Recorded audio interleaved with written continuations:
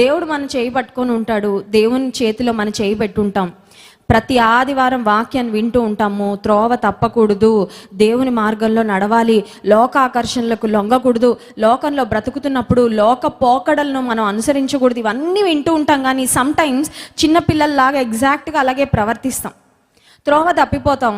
కొన్నిసార్లు తప్పిపోయిన తర్వాత దేవుడు కూడా జ్ఞాపకం రాడు.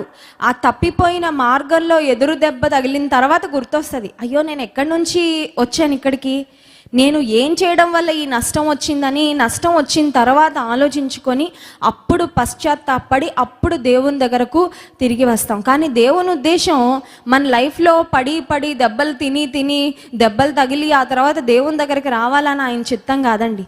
ఆయన కాపరత్వంలో అనుక్షణం నడిచే వారంగా, ఆయన సురక్షితమైన రెక్కల నీడలో భద్రపరిచే వారంగా మనం ఉండాలి అని దేవుడు కోరుకుంటున్నాడు తప్ప ఆయన చేయి పట్టుకొని ఆయన చేయి విడిచిపెట్టి మళ్ళీ లోకంలో తిరిగేసి 1 సంవత్సర కాలం అడ్రస్ లేకుండా. చూడండి, కొంతమంది ఉంటారు, వారిని ఏమంటారంటే బ్యాక్స్లిడెన్ బిలీవర్స్ అంటారు. అంటే లోకంలోకి జారిపోయిన విశ్వాసులు. ఈ సంవత్సరం బాగానే ఉంటారు, ఒక మంచి ఉద్యోగం రాగానే, చేతి నిండా డబ్బు రాగానే, ఏ వ్యాధి ఏ బాధ ఏ కష్టం లేకుండా దేవుడు చల్లగా చూస్తూ ఉంటే దేవుని చేతిని విడిచిపెట్టేస్తారు, లోకంలోకి వెళ్ళిపోతారు. ఒక చేప సముద్రంలో మిస్ అయిపోయిన తర్వాత చూడండి, దానికి అనుకోవడం చాలా కష్టం. అది ఎటు వెళ్ళిపోతుందో తెలియదు. కొంతమంది లోకంలో అలా మునిగిపోతారు వెళ్ళిపోయి.